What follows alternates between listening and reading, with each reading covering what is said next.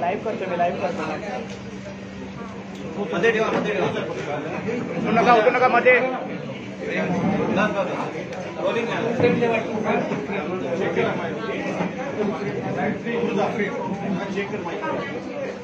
Rolling चालू चालू train दिलेली आहे.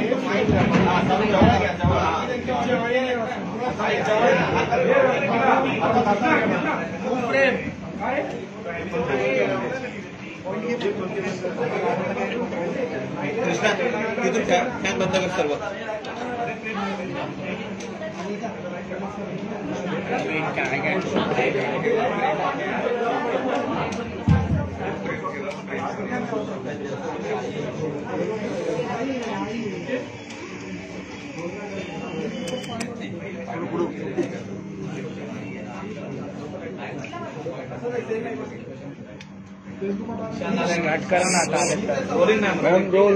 Madam role.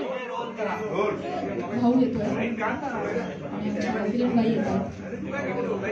त्यांची वाट बघायची का सुरू करायचं? लाईव्ह केलं ऑन एअर गेलं.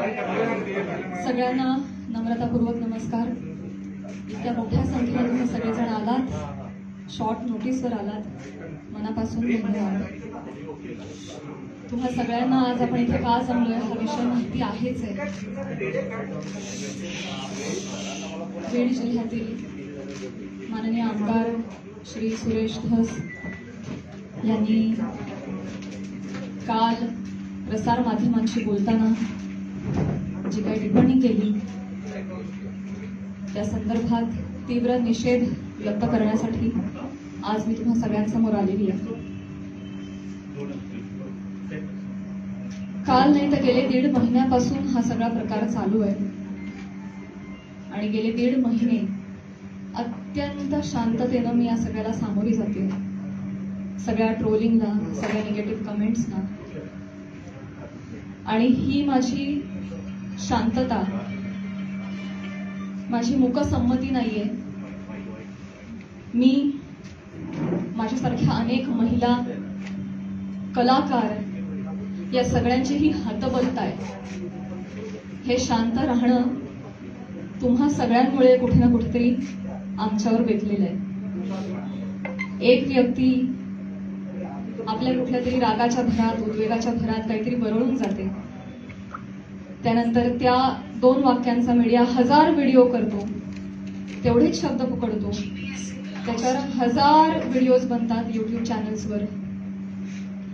मग एका सेलिब्रिटीला त्याच्यावर वक्तव्य करणं भाग पाडलं जातं. मग ती बोलते, मग परत पहिल्या महिलांची अब्रू निघत राहते आणि सगळ्यांचं मनोरंजन होतं.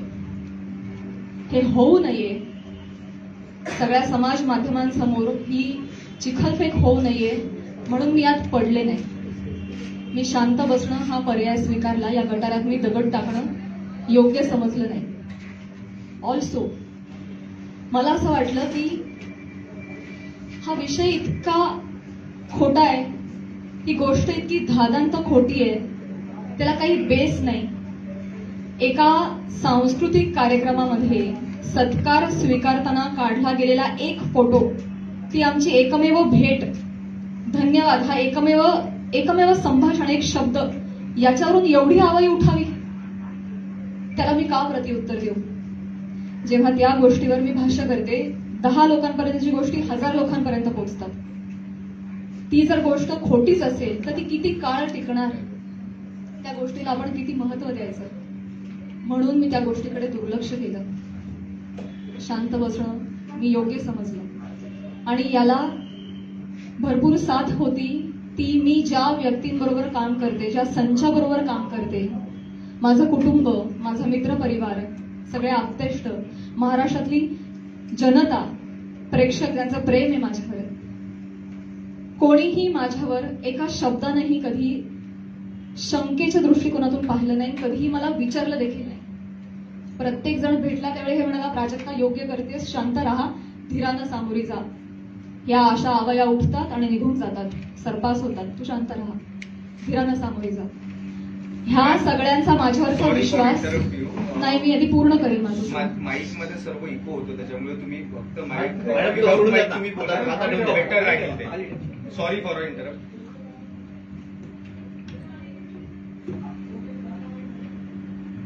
तर ह्या सगळ्या ज्या आवया असतात जशा निघतात तशाच निघून जातात. असं सगळं असल्यामुळे आणि या सगळ्यांचा पाठिंबा आणि माझ्यावरचा विश्वास इतका दांडगा होता की माझ्यासाठी अत्यंत जमेची बाजू होती. त्यामुळे मला माझ्या चारित्र्यावरचं एक्सप्लेनेशन द्यायला समोर यावं अशी गरजच वाटली नाही. आज ही वेळ येते की अत्यंत नामुष्की आहे आणि ती वेळ आली आहे कारण एक लोकप्रतिनिधी याच्यावर टिप्पणी करतात. एखादी रुमर आहे, रुमरचंही खरं त्याला स्थान नाहीये, पण एखादी असंच उठलेलं वावटळाविषयी जेव्हा लोकप्रतिनिधी, जे लोक ज्यांना आपण जनतेनं निवडून दिलंय, आपले प्रश्न विधिमंडळात जाऊन त्यांनी आपले प्रश्न मांडावेत, आपल्यासाठी न्याय मागावा, आपल्या हक्कांचं रक्षण करावं, आपलं रक्षण करावं, अशी ज्यांच्याकडून आपली अपेक्षा आहे, अशी मंडळी जेव्हा आपल्यावर चिखल फेक करतात तेव्हा ही गोष्ट गांभीर्यानं घेण्याची वाटली मला. आणि म्हणूनच आज मी तुम्हा सगळ्यांसमोर आले. काल जर हे असं बोलले नसते तर मी तशी शांत बसले होते आणि मी याच्यावर कधी भाष्य केलं नसतं. पण काल त्यांनी ते वक्तव्य केल्यामुळे मला आज तुम्हा सगळ्यांसमोर यावं लागलं. कारण जेव्हा एक लोकप्रतिनिधी असतो तो हजारो लाखोंचं नेतृत्व करतो, लाखो जनता त्यांच्या विचारांना फॉलो करते, जेव्हा ते बोलतात तेव्हा त्यांची विचारधारा लाखोंची विचारधारा होते, ते त्या गोष्टींवर कुठेतरी ठसा उमटवतात आणि खरी आहे असं भासवतात, तेव्हा मात्र ही फार गंभीर बाब होऊन जाते. माझा एक बेसिक प्रश्न आहे सुरेश धस साहेबांना. तुम्ही एक राजकारणी आहात, आम्ही एक कलाकार आहोत. तुम्ही एका दुसऱ्या राजकारणावर कुठेतरी कुरघोडी करताय, टीका करताय, तुमचं जे काय चालू आहे लखला, तुम्ही ते करत राहा. या सगळ्यांमध्ये तुम्ही कलाकारांना का खेचता? आम्हा कलाकारांचा ह्याच्यामध्ये काय संबंध? काय बीडमध्ये काहीतरी कायदा सुव्यवस्थेचा काही प्रश्न निर्माण झालेला आहे, त्याच्यावर भाष्य करत असताना कलाकारांवर गाडी का घसरते? ते इव्हेंट मॅनेजमेंट विषयी काहीतरी सांगत होते की यांच्याकडून शिकावं इव्हेंट मॅनेजमेंट. मान्य, पण मग महिला कलाकारांचीच का नावं येतात? का परळीला कधीच कोणी पुरुष कलाकार गेला नाही का हो कार्यक्रमाला? त्यांची नावं का नाही येत? इव्हेंटमॅनचं तुम्हाला जर एक उदाहरण द्यायचं आहे तर पुरुष कलाकारांची नावं घ्या ना. महिलांची नावं घेऊन अतिशय कष्टानं ज्या महिला अतिशय छोट्या फॅमिलीमधून येऊन संघर्षमय आयुष्य जगत मोठ्या होतात आणि आपलं एक नाव कमवतात, त्यांची प्रतिमा ते असं बोलून डागाळतात. हे कितपत योग्य आहे? तुम्हाला उदाहरण द्यायचं, तुम्ही पुरुष कलाकारांची नावं द्या, पण त्यांनी तसं केलं नाही.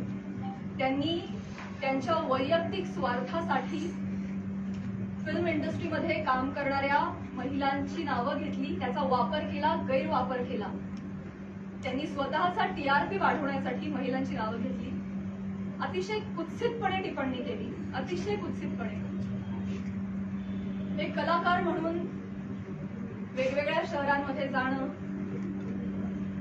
प्रेक्षकांचं मनोरंजन करणं हे कलाकारांचं काम आहे. आणि फक्त परळी नाही, महाराष्ट्राच्या कानाकोपऱ्यात जाऊन मी याही आधी कार्यक्रम केलेले आणि यापुढेही करत राहणार आणि सगळेच कलाकार करतात. या आधीही हजारो नेत्यांबरोबर, राजकीय क्षेत्रातल्या सगळ्या मान्यवरांबरोबर फोटो आहेत. मग तो फोटोचा रेफरन्स उचलून तुम्ही कोणाही बरोबर असं नाव जोडून टाकणार का? हे एक महिला म्हणून, महिला कलाकार म्हणून मला अतिशय ही बाब निंदनीय वाटते. महाराष्ट्रातल्या राजकारण्यांना हे कृत्य शोभत नाही. बरं, ते जे बोललेत ते इतकं कुत्सित आहे. असं त्या पण येतात का परळीला? अच्छा, कोणाला जर नवा चित्रपट वगैरे करायचा असेल तर परळी पॅटर्न अवलंबावा. त्यांचा जवळचा पत्ता वगैरे काय म्हणायचंय काय तुम्हाला?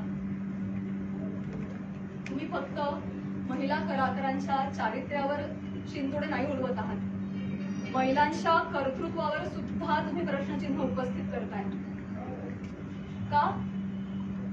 कुठल्याही पुरुषाच्या किंवा राजकारण्याच्या फुगड्यांशिवाय एखादी महिला स्वकर्तृत्वावर यशस्वी होऊ शकत नाही का? कष्टांनी आणि मेहनतीनं एखादा माणूस मोठा होतो, याचा तुमचा विश्वास का नाही बसत? ही अशी टिप्पणी करून तुम्ही माझी नाही, आम्हा महिलांची नाही, स्वतःची मानसिकता दाखवताय असं मला वाटतं, आणि ही अतिशय खेदजनक बाब आहे.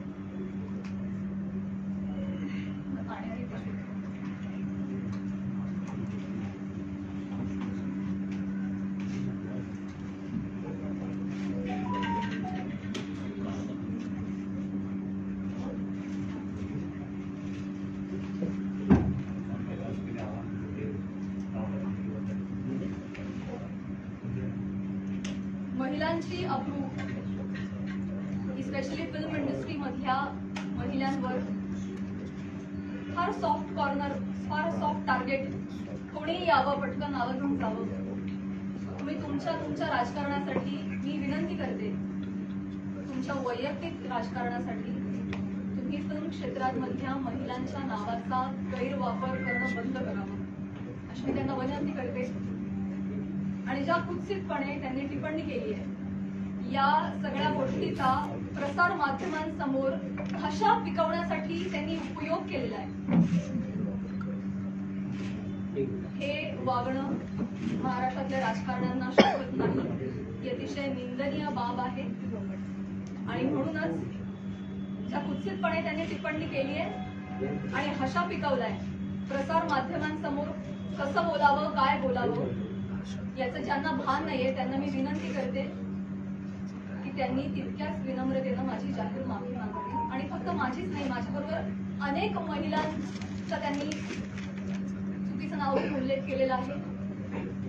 आणि या गोष्टीचा उपयोग करून मी त्यांना हेही सांगू इच्छिते की अशा पद्धतीनं कुठल्याही राजकीय गोष्टीसाठी फिल्म इंडस्ट्रीमधल्या महिलांच्या नावाचा गैरउपयोग होता कामा नये. पुढे जाऊन मी हेही सांगू इच्छिते, मी आज महिला आयोगाकडे तक्रार केलेली आहे. कोण चालले महिला आयोगाकडे दुपारी तक्रार नोंदवलेली आहे. मी त्यांनाही रिक्वेस्ट केलेली आहे की कायद्याच्या चौकटीत राहून तुम्ही याच्यावर योग्य ती कारवाई करावी. मी देखील कायदेशीर कारवाई करत राहीन. याचबरोबर माननीय मुख्यमंत्री साहेब, उपमुख्यमंत्री साहेब यांना देखील मी विनंती करते, काय या दोन व्यक्ती दोन वाक्य बोलून गेल्या, पण प्रसार माध्यम तेवढी दोन वाक्य घेऊन त्याचे 1000 व्हिडिओ बनवतात, इतके वाईट मथळे देतात, हेडलाईन्स देतात.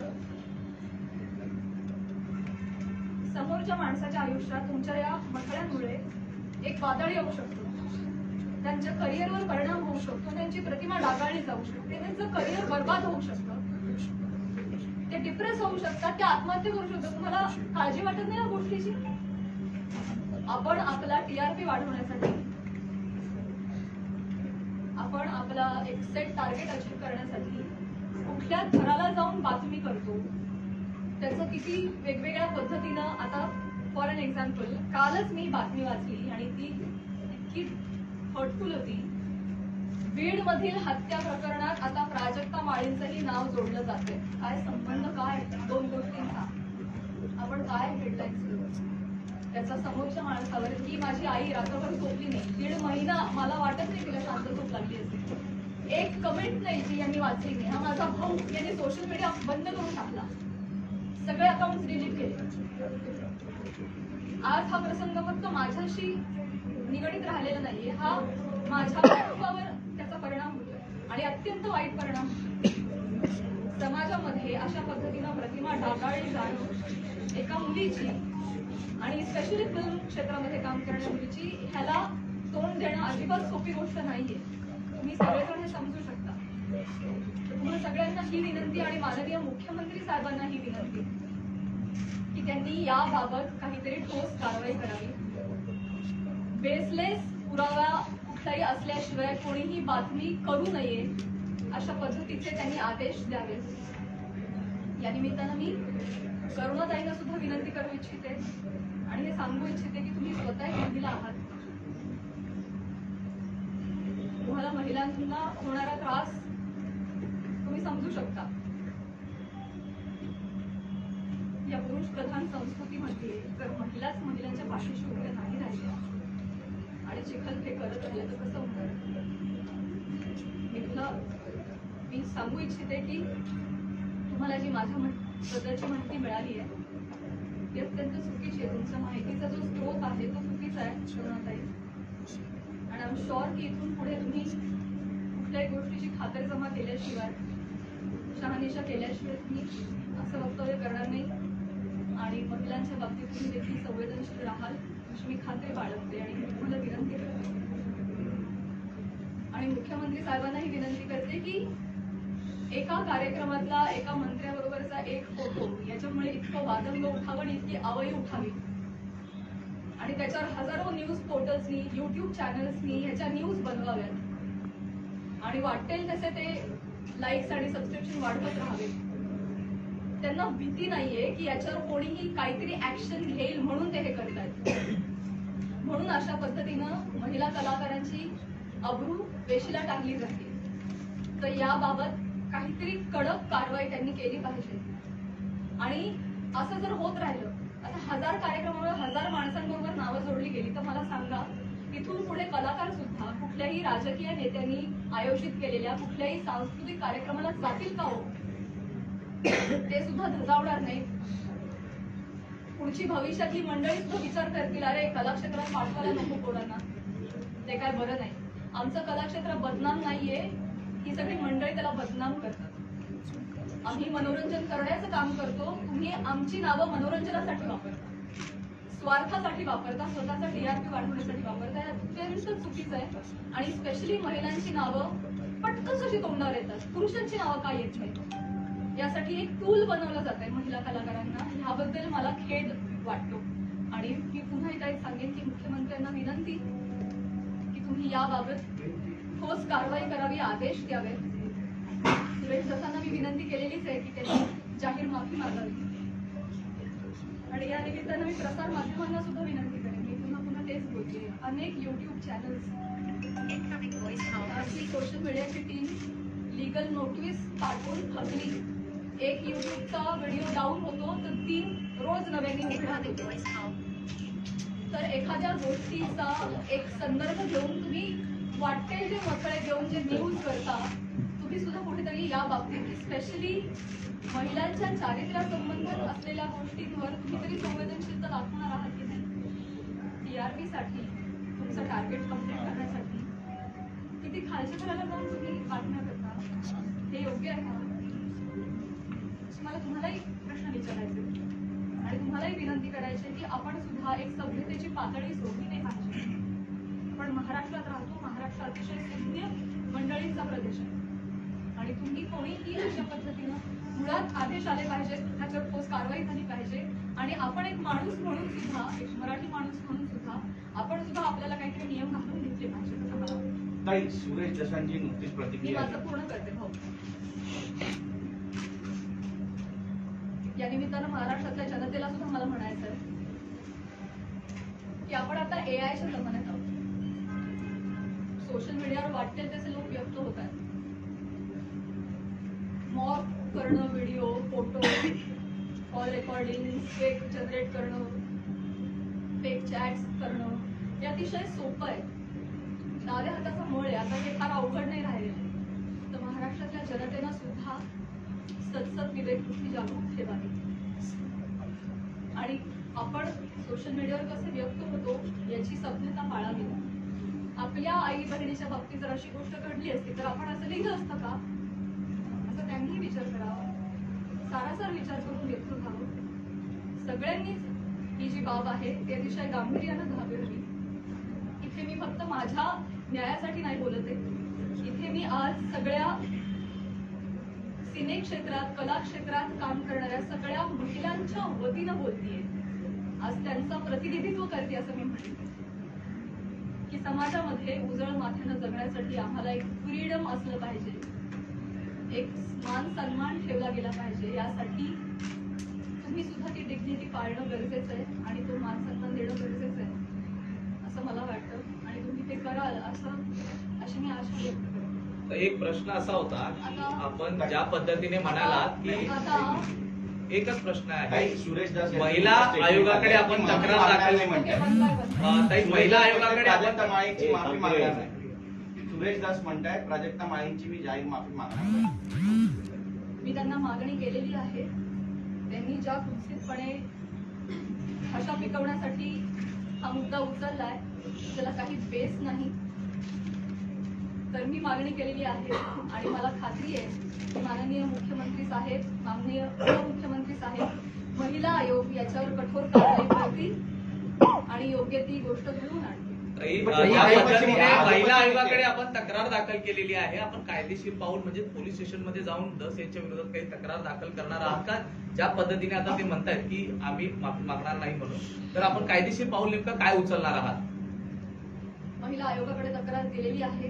आज किंवा उद्या मुख्यमंत्री साहेबांची भेट मला मिळणार आहे. त्यांना समक्ष जाऊन मी पत्र देणार आहे. उपमुख्यमंत्री साहेबांना जाऊन भेटणार आहे. त्यांना देखील समक्ष जाऊन पत्र देणार आहे, निवेदन करणार आहे आणि त्यांच्यावर कारवाई केली. या पत्रकार परिषदेनंतर सुरेश धस यांनी मागे खंबीरपणे उभी आहे का? डेफिनेटली आहे. मराठी चित्रपट सृष्टी सगळे कलाकार खंबीरपणे माझ्या पाठीशी आहेत आणि मी सगळ्यांचं नेतृत्व करेन. सुरेश धस यांनी ही पत्रकार परिषद आपली चालू आहे त्यांच्यानंतर त्यांनी प्रतिक्रिया अशी दिली की हे संतोष देशमुख प्रकरण दुसरीकडे नेण्यासाठी म्हणून तुम्ही ही पत्रकार परिषद घेताय मला का? तुम्हाला हे सांगायचं आहे तुम्हाला सगळ्यांना, हेच सांगण्यासाठी आज मी आले की तुमच्या राजकीय हेतूसाठी तुम्ही कला क्षेत्रातल्या कलाकारांची नावं का जोडताय? कलाकारांचा आणि राजकारणाचा काही एक संबंध नाहीये. तुम्ही जर कालच्या त्या भाषणामध्ये आमचं नाव घेतलं नसतं तर आज मी तुमच्या समोर इथे नसते. मी आज माझ्या ज्योतिर्लिंग यात्राला असते. त्यांनी नाव घेतल्यामुळे आज मला इथे बसावं लागतंय. त्यांनी सुरू केलेली गोष्ट. त्यामुळे तुम्ही असा अर्थ जोडू नका ही तुम्हालाही विनंती. आणि मुळात राजकारणाचा आणि कलाकारांचा काही संबंध नाही. तुम्ही तो ओढून आणू नका. स्पेशली महिला कलाकारांना तुम्ही इथे त्यांच्या प्रतिमा डागाळू नका. कलाक्षेत्रातील जे कलावंत आहेत त्यांना ते खास मुलगी बोलतेय. या सगळ्या चिखलफेकमुळे कुठेतरी कलाकार कोणत्याही गोष्टीवर भूमिका घेताना म्हणजे काचकूच करतात असं वाटतं का? भीती वाटते ना, कारण प्रसार माध्यम त्याला चुकीची प्रसिद्धी देतात. मग यामुळेच पुढे कधी काही म्हणूनच बोलताना- मुख्यमंत्र्यांना मी विनंती करणार आहे की जर कुठलाही पुरावा नसेल तर प्रसार माध्यमांनी स्पेशली युट्यूब चॅनल्सनी जर अशा काही बातम्या केल्या तर त्यांच्यावर कठोर कारवाई करावी. इनफॅक्ट तशा पद्धतीचे निर्देश त्यांनी आत्ताच जारी करावे. सुरेश दासांनी फक्त माफी मागावी एवढंच तुमची मागणी आहे की जरी त्यांनी माफी मागितली तरी त्यांच्यावर कारवाई करण्यात यावी अशी मागणी? मला ना प्रॉब्लेम एक दोन व्यक्तींनी बोलण्याचा नाहीये. या मला प्रवृत्तीचा त्रास आहे. हा प्रघात पडता कामा नये. कोणीतरी काहीतरी फार कष्टाने नाव कमावतो, कोणीतरी काहीतरी येऊन बोलून जातं आणि अख्खी इमेज डागाळते. स्पेशली महिलांच्या बाबतीत मी पुन्हा तेच म्हणेन की नाव घेताना त्यांनी 3 महिलांचं का नाव घेतलं? पुरुष कलाकार गेलेच नाहीत का परळल्या तरी कार्यक्रमाला? मी जेव्हा गेले होते कार्यक्रमाला तेव्हा माझ्याबरोबर सुद्धा प्रसाद खांडेकर, गौरव मोरे ही मंडळी होती. अमीर हडकर, आमचे सगळे कलाकार होते. त्यांची नाही नावं आली. त्यामुळे स्त्री कलाकारांना याच्यामध्ये रोवू नये. राजकारण्यांनी स्वतःच्या स्वार्थापायी टीआरपी त्यांच्या अशा पद्धतीने वाढवू नये आणि गैरवापर करू नये. हिंदी असो किंवा मराठी सिनेसृष्टी असो, राजकीय नेते मुख्यतः कलाकारांना टार्गेट करतात. हे हेतुपुरस्सर किंवा जाणीवपूर्वक वक्तव्य केल्यानंतर त्यांना प्रसिद्धी मिळते किंवा प्रसिद्धी लोक देण्यासाठी असं वक्तव्य होतं असं वाटतंय का? आणि याचा पाठपुरावा म्हणून तुम्ही कलाकारांची काही संघटना बांधणार का किंवा त्यांना एकत्र आणणार का आगामी काळात? मला हेच म्हणायचं आहे की ते काहीतरी बोलून जातात, एक काहीतरी वल्गना करून जातात. खरं तर त्यांनी अशा पद्धतीच्या वल्गना हाणून पाडल्या पाहिजेत एक लोकप्रतिनिधी म्हणून, पण ते त्याला हवा देत आहे ती गोष्ट चुकीची आहे. पण त्यांना जेव्हा कळेल पुढे जाऊन की त्यांच्या एका वक्तव्याचे 1000 वेगळ्या पोर्टल्सनी 1000 न्यूज केल्या की त्यांना कळल्यानंतर खरं तर तेही करणार नाही, करुणाताई बोलणार नाही. पण त्यांना ही पुढे गोष्ट एवढी मोठी घडतीये ह्याची त्यांना कल्पना नसावी कदाचित. मला जेवढे त्या 2 व्यक्ती बोलल्याचा त्रास आहे तेवढाच त्रास मला प्रसार माध्यमांनी केलेल्या फेक न्यूजचा देखील. सो डेफिनेटली याच्यावर कारवाई व्हावी असं मला वाटतं. कलाकार या विषयांवर बोलणं टाळतात, सोडून देतात. त्याच्यामुळे तुम्हाला वाटतं का की त्यांना बोलायला वेळ मिळतो किंवा तो चेष्टा मस्करीचा विषय होतो? करुणा मुंडेंनी जेव्हा तुमच्यावर टीका केली तेव्हा जर तुम्ही उत्तर दिलं असतं तेव्हा पुन्हा एकदा तुमचं नाव अशा प्रकारे घेतलं गेलं नसतं असं वाटतं. सुरुवात करुणा मुंडेंनी केली असं म्हणायचं होतं. एक पुन्हा स्टेटमेंट एकदा कमी मला होतं तेच त्यांचं. म्हणायचं पुन्हा एकदा मला तेच म्हणायचंय का कलाकार पुढे येत नाही. मी पहिलं वाक्य म्हणाले की या सगळ्यामध्ये आमची हतबलता आहे गप्प राहण्यामध्ये. का? कारण समाज माध्यमांमध्ये ही चिखलफेक चालू राहते. विषय एवढा असतो कुठेतरी वेगळीकडे जाऊन पोहोचतो. आज तुम्हाला काय वाटतंय, आज तुम्हाला काय वाटतंय, हे चालू राहतं. त्यामुळे कलाकार शक्यतो यामध्ये पडत नाही. आणि बरीच मंडळी, मी फक्त कलाक्षेत्र म्हणाली, बऱ्याच क्षेत्रामधली मंडळी गप्प राहणं हा पर्याय निवडतात कारण हे असं जाहीरपणे चिखलफेक होत राहते. म्हणूनच या संदर्भात जर काहीतरी रूल्स अँड रेग्युलेशन्स आले, कठोर नियम आले की जर या गोष्टीमध्ये तथ्य सापडलं नाही की या जर कुठला पुरावा सापडला नाही तर त्यांच्यावर कायदेशीर कारवाई होईल त्या न्यूज पोर्टलवर किंवा युट्यूब चॅनलवर, असा जर आपल्याकडे नियम आला ना तेव्हा जाऊन हे बंद होणार. तर असा नियम काढावा हीच विनंती आहे माझी मुख्यमंत्री साहेबांना. ते पण तुम्हाला जाणीवपूर्वक टार्गेट केलं जाते. नाही, त्यांनी माफी नाही मागितली तर पुढची भूमिका काय असेल? मला हा नियम आणायचा आहे. मला या निमित्तानं प्रसार माध्यमांमध्ये जे काय न्यूज होतात त्याला पुराव्यांची जोड नसेल तर तुम्ही ते करू नका, केलं नाही पाहिजे. ते खोटं आढळल्यास कायदेशीर कारवाई होईल अशा पद्धतीचा नियम आला पाहिजे. हे माझं खरं उद्दिष्ट ते झालं. असंही म्हणाल की मुंबईत जाऊन मी बोलणार आहे प्राजक्ता माळींसोबत. स्वागत आहे.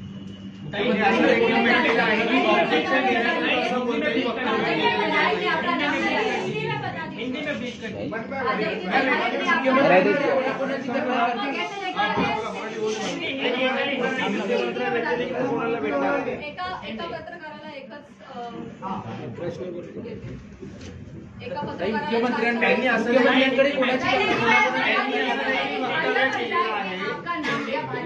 आपका नाम लिया है जिस पर आप आज मराठी होऊन जाऊ द्या ताई. चालू है ना, एक थोड़ा एक्सप्लेन होते ना, क्या बताएंगे इस पर?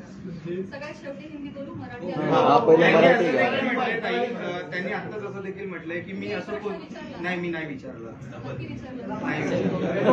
माईक खाली ठेवा. त्यांनी असं देखील म्हटलंय की मी असं कोणतेही ऑब्जेक्शन घेण्यासारखं वक्तव्य बोललेलो नाही आणि माझ्यासाठी प्राजक्ता माळी हा विषय संपलेला आहे असं देखील वक्तव्य केलेलं आहे. काय सांगता? इथे बघितलं नाही, परंतु अच्छा त्या पण आल्या का, येतात का परळीला? अहो परळीला नाही, संबंध महाराष्ट्रात फिरतो आम्ही, देशाबाहेरही कार्यक्रमाला जातो. परळी पॅटर्न, जवळचा पत्ता, तुम्हाला जर चित्रपट बनवायचा असेल तर परळी पॅटर्न म्हणजे म्हणायचं काय? हे डेफिनेटली अतिशय निंदनीय वाक्य, अतिशय डिरोगेटरी. या मागचा सूचित अर्थ कळू नये इतका महाराष्ट्र आणि मी दुधकुळी नाहीये. त्यांना जे आडून बोलायचं होतं हे सगळ्यांना कळतंय. त्यामुळे परळीला येतात म्हणजे मी काहीच बोलू नये असं नसतं. नुसतं ताई म्हणून काही होत नाही. त्याच्या अवतीभोवती तुम्ही जे हातवारे करता, तुमचे जे हावभाव असतात, एका महिलेचं चारित्र्य एवढ्या रिॲक्शननी सुद्धा डागाळू शकतं. समाज माध्यमांसमोर, प्रसार माध्यमांसमोर हशा पिकवण्यासाठी त्यांनी हा मुद्दा वापरलाय. तो डेफिनेटली अतिशय निंदनीय आहे, अतिशय खालच्या पातळीचा आहे आणि तो चुकीचा आहे याचा मी निषेध करते. मॅम, क्लॅरिफिकेशन देताना नेहमी महिलाच का देतात? तुम्हाला वाटत नाही का ज्यांच्याशी नाव जोडलं जातं त्यांनी सुद्धा हे दिलं पाहिजे? आतापर्यंत बॉलिवूडमध्ये सुद्धा अशा अनेक गोष्टी घडलेल्या आहेत, पण महिलाच टार्गेट का होते याच्यावर तुम्हाला काय वाटतं? हाच माझा प्रश्न आहे मुख्यमंत्री साहेबांना सुद्धा की हे महाराष्ट्रामध्ये एक निर्भीड वातावरण कला क्षेत्रातल्या महिलांच्या बाबतीत असलं पाहिजे आणि आम्ही सॉफ्ट टार्गेट होता कामा नये. कुठल्याही राजकीय व्यक्तींच्या स्वार्थापायी आमच्या नावांचा गैरवापर झाला नाही पाहिजे हीच माझी विनंती आहे. आणि हे दुःख आहे. आज मला माझ्या चारित्र्याच्या क्लॅरिफिकेशनसाठी प्रेस कॉन्फरन्स घ्यावी लागते. हीच निंदनीय गोष्ट आहे. हे महाराष्ट्रात होत आहे, सावित्रीच्या लेकींबाबत होत आहे. मला याचं दुःख आहे. प्राजक्ताताई, करुणा मुंडेंनी ज्या पद्धतीने सुरुवात केली किंवा सुरेश दसांनी ज्या पद्धतीने सुरुवात केली, पण या सगळ्या गोंधळामध्ये ज्या व्यक्तीसोबत नाव जोडलं गेलं, परळीच्या एका व्यक्तीसोबत नाव जोडलं गेलं, तर तुला असं नाही वाटत का की त्या व्यक्तीकडून सुद्धा काहीतरी वक्तव्य आलं पाहिजे की जे काही चालू आहे त्याच्यामध्ये काही संबंध वगैरे नाही असं? प्राजक्ताताई, मुख्यमंत्री देवेंद्र फडणवीस सुरेश दसांवरती कारवाई करतील असं वाटतं का तुमच्या भेटीनंतर? कारण की भाजपचे आमदार आहेत. आता त्यांनी माफी मागणं, त्यांनी बोलणं, त्यांना हा प्रकार चुकीचा आहे हे कळलं पाहिजे. त्याचे परिणाम काय होतात हे कळलं पाहिजे आणि पुढे जाऊन या बाबतीत कठोर नियम झाले पाहिजेत. हे आता माझं मोठं उद्दिष्ट आहे. एका व्यक्ती संदर्भात तेवढा मुद्दा, त्यांची माफी एवढा छोटा विषय मी नाही करणार. या बाबतीत काहीतरी कठोर निर्णय झाले पाहिजेत, काहीतरी रूल्स अँड रेग्युलेशन्स बसले पाहिजेत. इथून पुढे कुठल्याही महिला कलाकाराला, ही मी आज ह्या सगळ्या गोष्टीची पार्श्वभूमी घेऊन म्हणते, भविष्यात मला किंवा कला क्षेत्रात काम करणाऱ्या कुठल्याही महिलेला अशा पद्धतीच्या गोष्टींना सामोरं जायची वेळ येऊ नये यासाठी मी प्रयत्न करते. प्राजक्ता, आता तुम्ही म्हणाला की कला राजाश्रय मिळाल्याने मुक्ती होते आणि असे म्हणाला की महाराष्ट्रभर आम्ही जर नाहीच फिरलो रसिकांचं कसं मनोरंजन होणार. अगदी बरोबर आहे, पण तुम्ही बाहेर नाही गेला तर त्याचं तुमचं नुकसान आहे, तुमचीच कला जनतेसमोर येणार आहे असं वाटत नाही तुम्हाला? मला प्रश्न नाही कळला. तुम्ही मनोरंजन ठीक आहे. कलेला राजाश्रय मिळाल्यानंतरच ती कला मोठी होते. महाराष्ट्रभर फिरताय, राजकारणाचे कार्यक्रम अटेंड करता असं तुम्ही म्हणताय, पण तुम्ही जर नाही गेला तर ज्याच्यामुळे तुमचं परिणाम होणार आहे, तुमचं नुकसान होणार आहे असं वाटत नाही तुम्हाला? डेफिनेटली मुळात वेगवेगळ्या शहरांमध्ये जाऊन, वेगवेगळ्या ठिकाणी जाऊन प्रेक्षकांचं मनोरंजन करणं हेच तर कलाकारांचं काम आहे, कर्तव्य आहे. निखळ मनोरंजनासाठी तर कलाकार प्रेक्षकांशी संवाद साधण्यासाठी वेगवेगळ्या ठिकाणी जातात आणि गेलंच पाहिजे. ते आमचं उपजीविकेचे साधन पण आहे आणि आमच्या स्वातंत्र्यावर अशी गदा नाही येऊ शकत ना. त्यामुळे कलाकार धर्म आम्ही पाळतोय, पण त्याचा असा पद्धतीनं चुकीचा अर्थ काढणं हे क्लेशदायक. पण तेव्हाच कला मोठी होईल जेव्हा त्याला राजाश्रय मिळाली पाहिजे. म्हणूनच म्हणते रूल्स अँड रेग्युलेशन आणा.